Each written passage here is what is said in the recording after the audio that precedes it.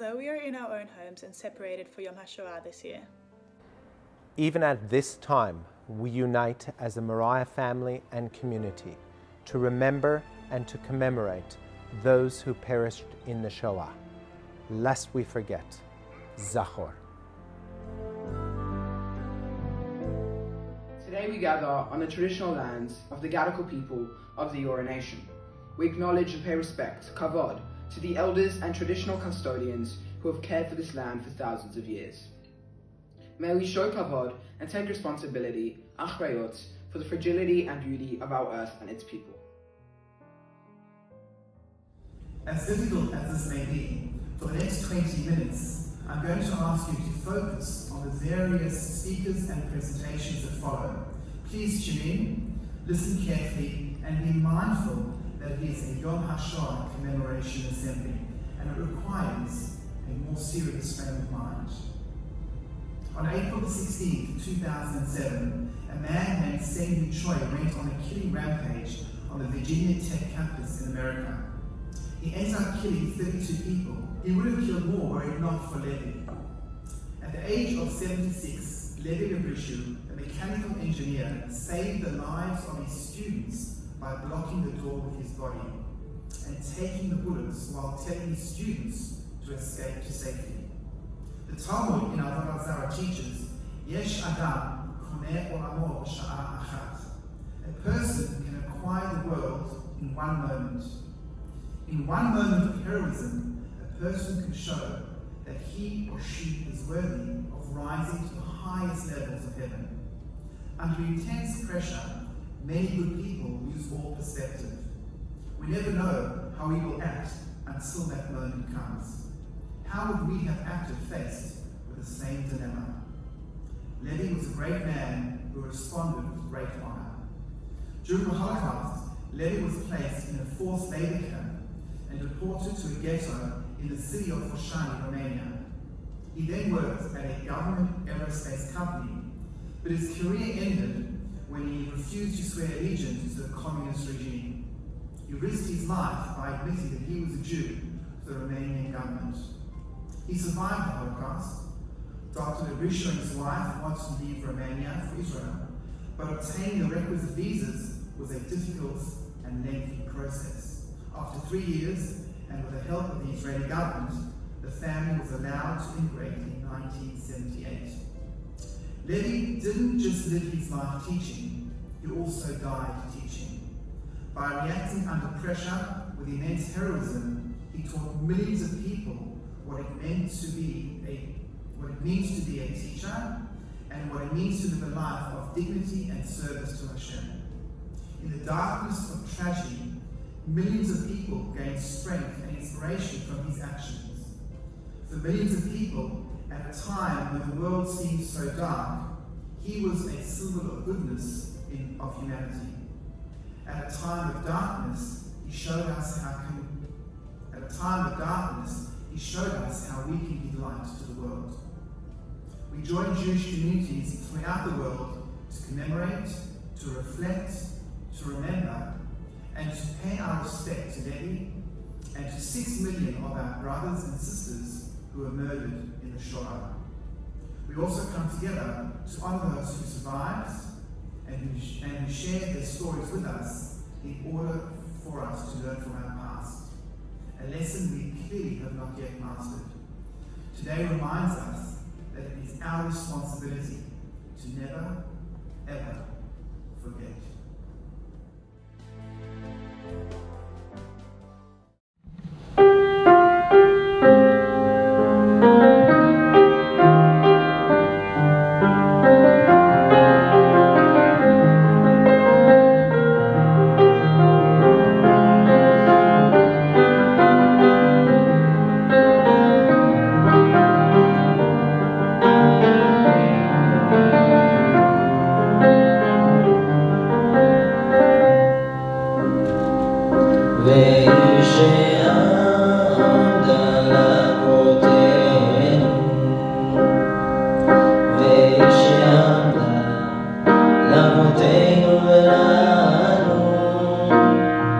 Shemo echad,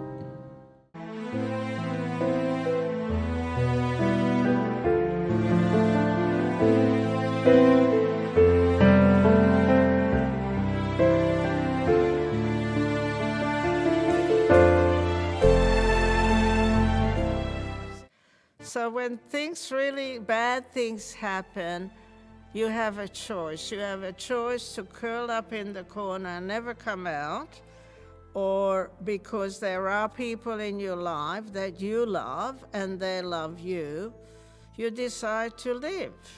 And this is what I think makes us go on living, and even happily. I am most grateful that I am able to live my life the way I can with all the difficulties that's taken place. I am grateful that I don't wake up crying, that I look forward to the day, that I do what I do, that I am happily alive. Because that's the biggest gift, and I keep telling some of my friends, live every day to the fullest, because we are getting to an age when we don't know how many days we've got left. And not too many people can do that. Some can, but not everyone. So that's what I'm grateful for.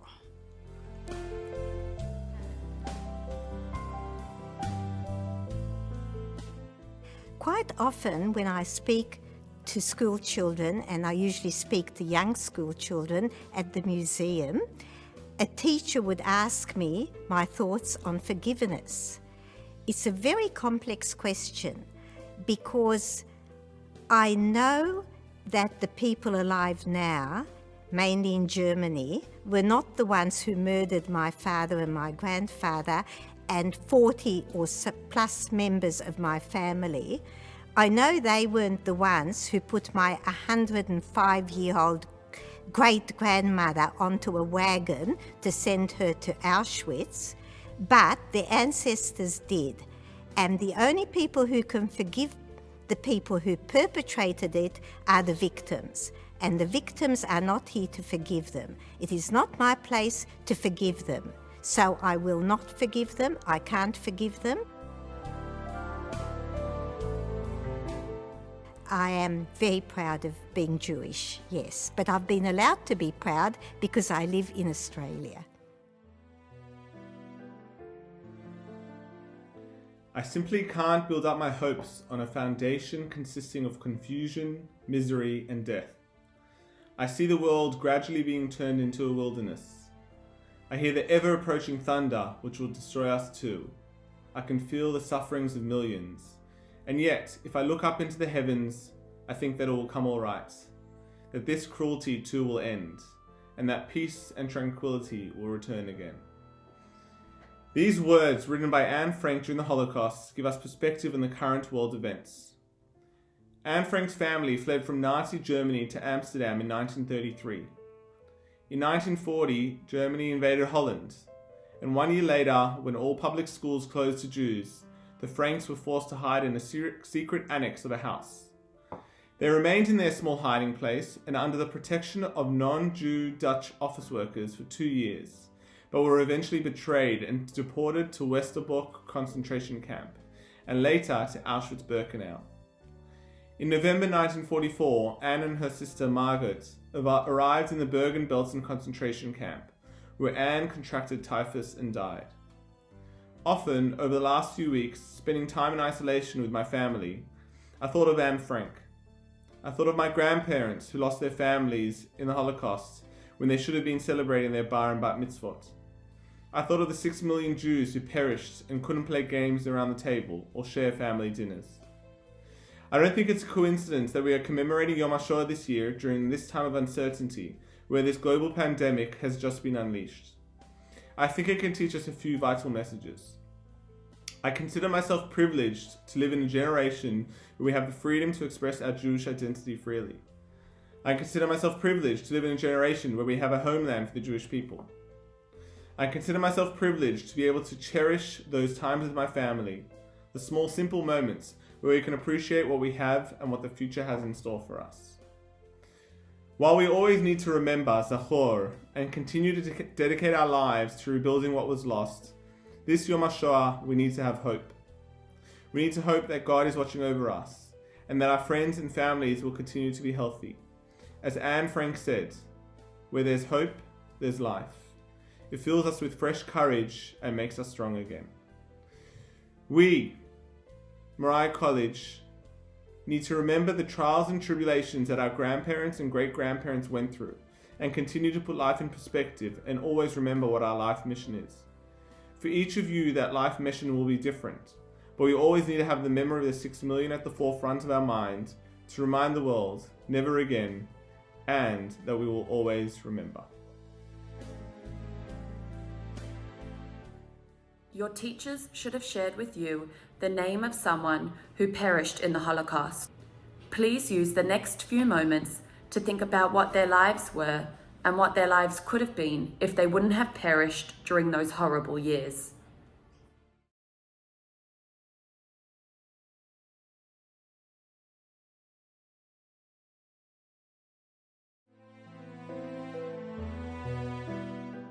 On Yom HaShoah, we light 6 candles to commemorate the 6 million Jews that were lost in the Holocaust. I am lighting this candle on behalf of my grandparents' families that perished in the Shoah.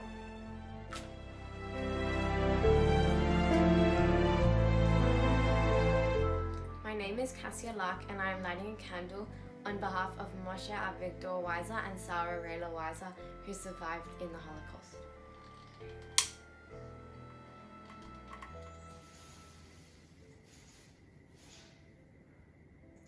I'm Jessica Levy and I'm lighting a candle on behalf of Francine Lazarus who survived the Holocaust. I'm Liat. And I'm Zach, and we're lighting this candle on behalf of Edith Goldman, our great-grandma. She was on the first transport to Auschwitz and is one of only 2 people still alive today who survived that transport. My name is Liao Bachman, and I'm lighting a candle on behalf of Max, Katie, and Ruth Herman, who perished in the Holocaust, and Ephraim Herman, my great-grandpa who survived. Hi, my name is Becky Sonnebend, and I'm lighting a candle on behalf of Eva Schwartz, Marla Sonnebend, Izzy Sonnebend, Monty Mandel, Katie Mandel, and Oscar Schwartz, who survived the Holocaust, and my other family members who were murdered in the Holocaust.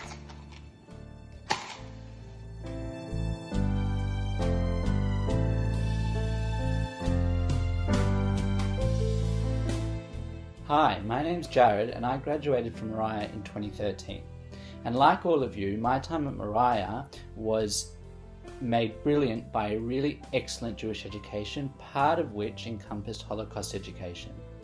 And so after graduating Moriah, I was absolutely shocked to find out a couple of years ago that a study was conducted in the US that showed 22% of millennials had never heard of the Holocaust, 41% didn't believe that 6 million Jews were murdered, and a whopping 66% were unsure or had never heard of Auschwitz.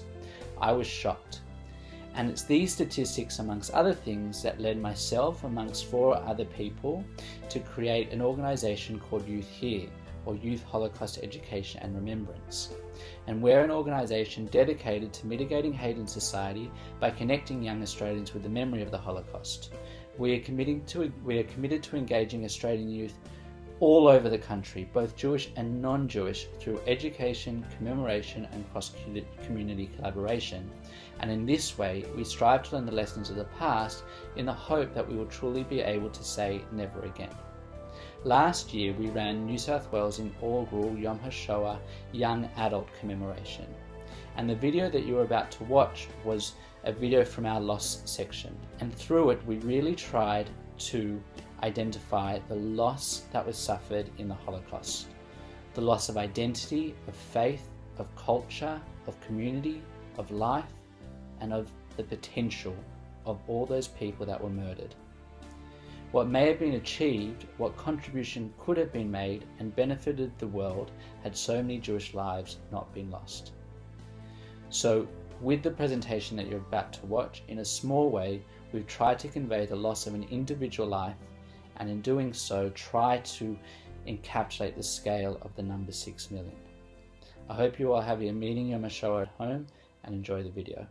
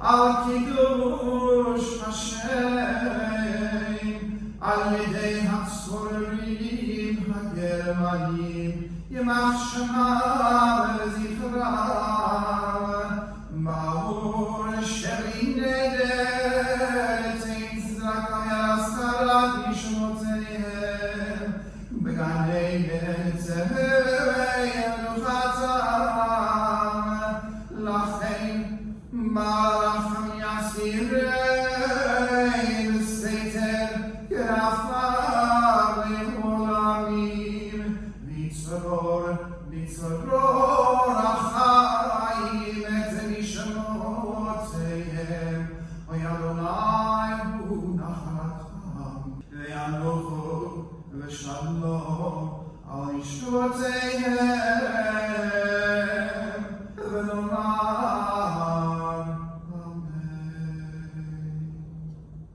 Please remain standing while I recite Kaddish. Yitgadal v'yitkadash Shmei Rabbah. Be'olmad yivrach yiruteh v'yamich malchuteh. B'chayechon u'yayechon u'chayei b'chol Beit Yisrael. Ba'agana b'zman kari v'yimeru Amen. Yehei Shmei Rabbah v'barach le'olam u'lomeh u'mayam. Yitbarach v'yishavach v'yitfa'ar v'yitromam v'yitnaseh. ויתהדר, ויתהלה, ויתהלל, שמי ודרשה וריחו. לעילה מכל ברכתה ושירתה, תושבחתה ונחמתה, דמירן ועלמה ויאמרו אמן. תתקבל צלועתון ובעלתון בכל בית ישראל, כאדם אבהון ישמעיה ויאמרו אמן. יהי שלמה רבה משמעיה, וחיים עלינו ועל כל ישראל ויאמרו אמן. עושה שלום במרומיו, הוא יעשה שלום עלינו ועל כל ישראל ואמרו אמן. This concludes our virtual Yom Hashoah commemoration assembly. Thank you very much.